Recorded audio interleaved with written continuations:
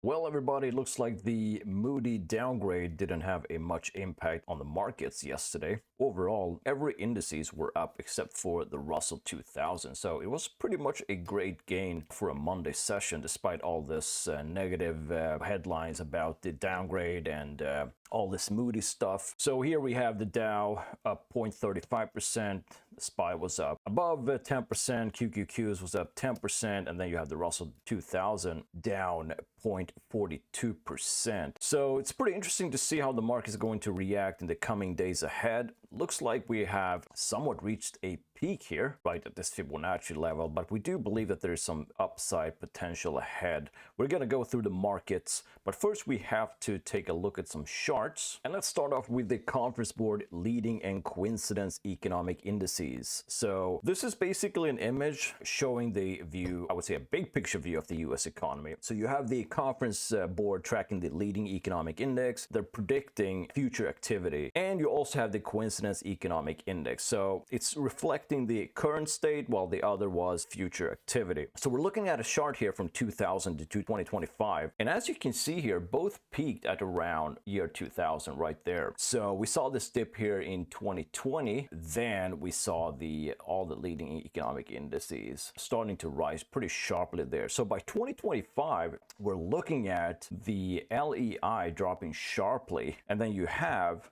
the CEI continuing to rise. So what you're noticing here is a divergence of these two indices, basically. So it could point to some, uncertainty ahead. And I think this is worth taking a look at in the coming weeks to see if this divergence is starting to catch up. So that's going to have a big impact for the market. So let's also take a look at how this might be impacting the financial markets. So here you have the uncertainty showing up in financial markets, right? So the Financial Times chart here, it's showing the US credit spread. So it's a risk premium for high yield bonds. And then you have the US economic policy uncertainty index. Like the other chart here, we saw that credit spread spiked in 2020, right? You had this big spike right there, and it's been staying pretty tight ever since. So while policy uncertainty has surged in 2025, you see it right here. I mean, this disconnect suggests markets might be in for, some underestimating risk. So the next question is, how are investors positioning themselves? So with uncertainty rising somewhat, you're seeing investors getting a little bit cautious here. And this shows ETF flows in early 2025. So you have $100 billion flowing into individual investor ETFs, and that was by late March. So while professional and corporate bond ETFs see outflows, right, you're seeing the opposite here for individual investor ETFs. So I don't know, would you call these guys professional when they have now underperformed the market, or do they know something we don't know? So that's going to be interesting to monitor. Now, let's also take a look at some funding spreads, because this could also tell us a little bit of a story here. So if we're sticking with this investor behavior, this Goldman Sachs chart shows funding spreads for professional investors. So we're looking at 2024 here all the way to 2025 alongside the S&P 500. So the spread, it's comparing futures contracts to federal funds rate, right? So you had a spike in mid 2024, then it dropped sharply in early 2025, and then it hit a low there at 50 basis points. So this suggests professionals are reducing risk exposure here. And, that aligns a little bit with that cautious ETF flow we just saw. So with that said, let's look at how this caution is playing out in global growth forecasts. So maybe they still know something we don't know. We have another Goldman Sachs chart here shows global real GDP growth forecast.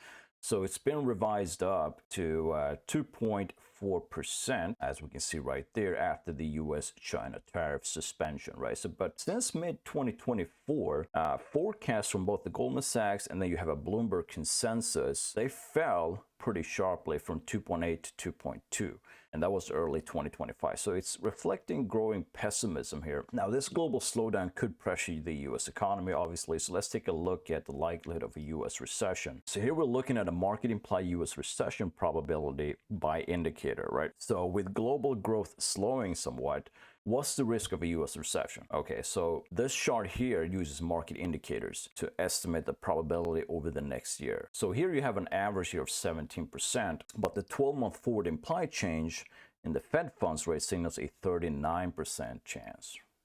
Here we go.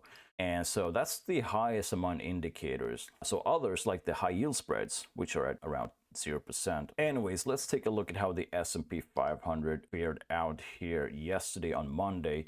We thought the market could perhaps see some shrug off, but we're looking at the defensive areas of the market, and it looks like we're catching a bid here for healthcare. Maybe some utilities are picking up. And what's interesting is that industrials, I'm going to show you a chart later on, it's almost reaching new all-time highs. So it's going to be interesting to see on Tuesday if we can break the new all-time highs when it comes to industrials. And here's also the one-day performance. Healthcare was the biggest gainer yesterday, alongside with UNH, which caught a large bid. I think it was up more than 4% that day. And so we could also move on here and see some sub-industry groups here. We're seeing precious metals and gold catching a bit as well. I mean, we've seen gold selling off along with silver and some other commodities.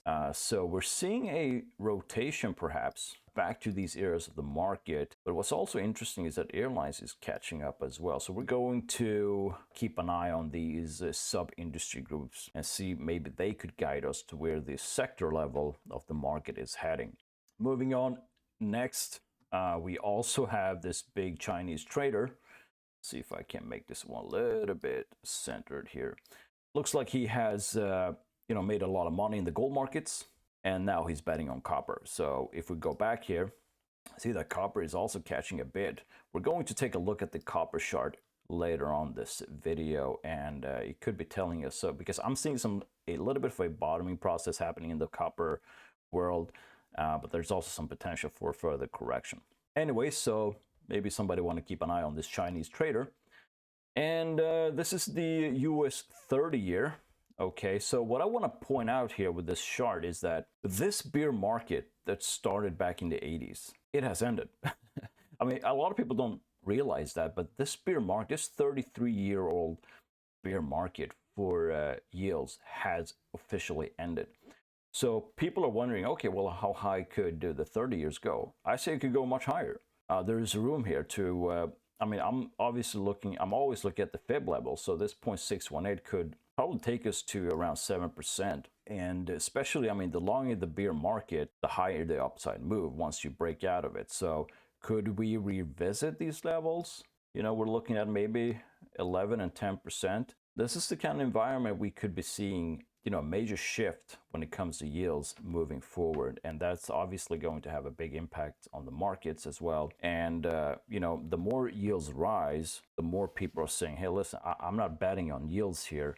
I can get better returns in the stock market. So the stock market goes up despite yields going up. So maybe there's this equilibrium that we are still witnessing or seeing here, but not yet unfolding. So we could continue to see perhaps yields rising, and that could obviously put pressure on stocks. So I'm looking at maybe 8 to 7% here. So watch that Fib level on the 30-year. On top of that, we have the median 2-week S&P 500 return since 1950s. I thought this was an interesting chart. So typically, returns hover around 0.5 to 1.5. But in the second half of May, like we saw on May 19th, returns dipped to around 0.3. So it's one of the lowest periods of the year, and this seasonal weakness might contributing to the mixed performance we saw in the heat map. So I thought it was just interesting to observe here. So let's see how the corporate earnings expectations tell us about the market's direction moving forward. And here we have a big gap here, basically, between the Mag 7 and then you have the rest of the 493 stocks inside the S&P 500. And the earning growth is expected to narrow. Basically, earnings growth for the Mag 7 versus the 493. Okay, so in 2023, 2024, you had the Mag 7s growing by 35 and 36%, and then you have the 493s shrinking by 4%. So we're looking forward here to 2025, 2026. The gap narrows to 13%. and then all the way up to 15% for both. So it suggests a more balanced recovery here. All right, so next up, let's take a look at the insider transactions ratio. This chart tracks insider transactions where about 20 to 1 is bearish and below 12 to 1 is bullish. This suggests insiders are less pessimistic here, which might support the S&P 500's recent rally on Monday. So let's explore that rally with some historical data. Let's analyze here the recent rally in historical context. Okay, so the S&P 500 recently dropped 19%, right, in 27 days. We had what somebody would say a bear market, not a bear market. Since 1950, the S&P averages a 19.8% gain over the next 27 days, and a 32% over the next year. And this is what's more interesting now. So with an 80% chance of being higher after 6 months. So as of May 2025, I mean, this recent rally pretty much fits the pattern here. So maybe it's not a bear market bounce. Maybe it's the start of something, much deeper.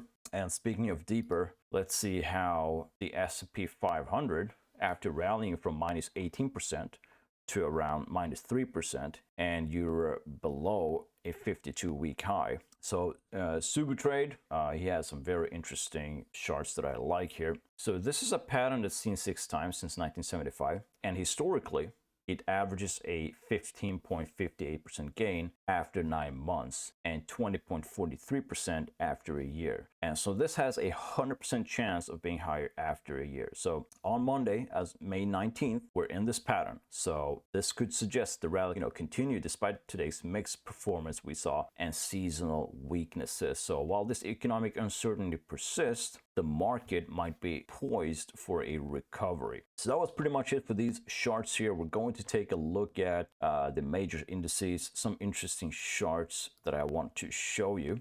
So let's take a look at the S&P 500 here. Now we're still above this highly elevated, 8 EMA. I like to track the 8 EMA, and then you have the 21, and then you have the 55 EMA. So these are based on Fibonacci sequences. Either way, since we're not even near touching the 5 EMA, we're not really that concerned that we're going to get a break below it now. But obviously, we're first watching the 8 EMA and see what happens next. If we're going to break below it, maybe retest some of the other moving averages. But we're looking specifically at this failed auction here at the 5-minute chart. And I'm an Elliottician, so I look at this as a 5-wave sequence here to finish up before we see a correction. So right now we believe here that we have completed wave 3 and then 4, so we're right now on wave 5. So this is the last wave here, and one could make the case that this is 1, 2, 3, 4, and then we're working on a perhaps sub wave towards wave 5 here, which could knock out this failed auction here at the 5-minute chart. Here we have the cues. And one thing to remember is that we're seeing here that we are pretty much elevated here when it comes to momentum. And I like to look at the money flow indicator, because every time we hit these, at the top of the oscillator here, we do see some sell-offs here. Okay, so this is a normal pattern. So once this one goes from 20 to around 80, you're looking at the end of a very, very small intermediate trend. So either we're going to find resistance here at this POC line, aligning here with the Fibonacci retracement, or we could see some further upside mimicking somewhat this SPY. Dow Jones, same thing here. I look at the SPY. Where the SPY goes, so goes the rest, especially in the initial stages of a market rally. But one thing that stands somewhat apart here is the Russell 2000, because the Russell 2000 hasn't really made significant gains here compared to the others. And we're still below this trend here, right? So we haven't broken above this trend line here that began this bear market. Okay, so we're going to see here if the Russell 2000 is going to get a breakout here. And obviously we could see some more underlying strength in the small cap territory to start participating in this upside move. So let's move on and take a look at the sector levels. And I'm not going to go through every major sector here, so we're going to take a look at some of those that have had significant gains here. Here you have financials reaching almost all-time highs, industrials peaking with all-time highs here, and then you have utilities. This is a we love patterns like this where you have a break above trend. Now we saw the Russell 2000 still below trend line, and here you have utilities just retesting that trend and just fires up from it. So we could see utilities outperforming here across the board. And I just want to show you healthcare here getting a really strong bounce out of these levels. So I like to look at healthcare here on a monthly chart, and let's add on some moving averages here. So we get a retest here of this 55 moving average here on the monthly. So every time we had a test of the 55, it sets the stage for the next big upside move. This also aligns with a support level here at the POC line. So one can make the case that yes, I mean, healthcare looks to have bottomed here, and that we could see a more rotation here into defensive areas of the market, which is why we see stocks like UNH getting a massive bid here right at this 233 monthly moving average. This is a nice retest here right at that level, and since we're not breaking below the super cycle degree, we believe that this is going to set the stage for a new cycle degree for United Health. Those who are bullish on the stock, we believe this is a good area to buy. But obviously there are better way to enter this stock, not just buying it when markets are pretty much elevated right now. So you want to wait for a better technical signal if you're going to enter the stock. Either way, let's again, here's the 30-year. We looked at previously on the monthly. Excuse me, the chart I showed you previously was I think it was a 12-month chart. So just so we could fit everything in all the way back to the 80s here, because it was a 33-year-old bear market that ended. So should we be cautious here? Now, one thing that I like to look at is the MOVE index. So the MOVE index basically shows volatility in the bonds market. Historically, you do want to be inside within this green line here. So we're looking at around 80 to around 120. If we're inside this box here, nothing to worry about major risk in the bond market. That could spark some volatility and spread out to the stock market. So this is good for now, but we're looking at the VIX index as well. And the VIX, in our opinion, have reached some very critical low levels. And that means that let's take a look at the moving average. Now we look at this as a leading impulse, and then we had an ABC correction here, aligning perfectly with that 100% extension. So when you measure it from A, B, and then you get the C here. And so we got a bounce off this POC level, and now we're above the 233 EMA. So we could see some activity here in the VIX. So keep that in mind now that we are in the, I would say, the ending stages of wave 5, especially when we looked at the SPY and the other major indices. So we believe that the VIX will start to catch a bid here, and obviously that would align with some profit taking in the major indices. So let's also take a look at crude oil here, because when I look at crude oil, it has briefly, reclaimed some of these moving averages it traded below for a while. So this goes back to early April here and got knocked down by this 21 EMA. Now we're above the 8 EMA, above the 21. So we're starting to hover, and it looks like we're going to get a breakup of that 55 EMA. So to me, this looks like I don't know, maybe a cup and handle. I don't know. What do you guys think? Are we going to see oil starting to catch a bid here, considering how much the energy sector has seen some sharp drawdowns lately? So maybe oil could see a bid here. And we're not seeing a lot of tensions here in the markets or in the Middle East for that matter when it comes to geopolitics. So I know Trump wants lower energy prices in general. So we're going to have to see if this is going to hold below that 60 level or if we get a breakout. So if we're going to get a breakout, I mean, I don't maybe expect so much, spike above 95 or even above 80 for that matter, but just see a sucker rally move and then getting knocked down again. So this is just something that I'm taking a look at. Maybe it's just a way for markets to sector rotate. Either way, let's take a look at the 10-year yield here.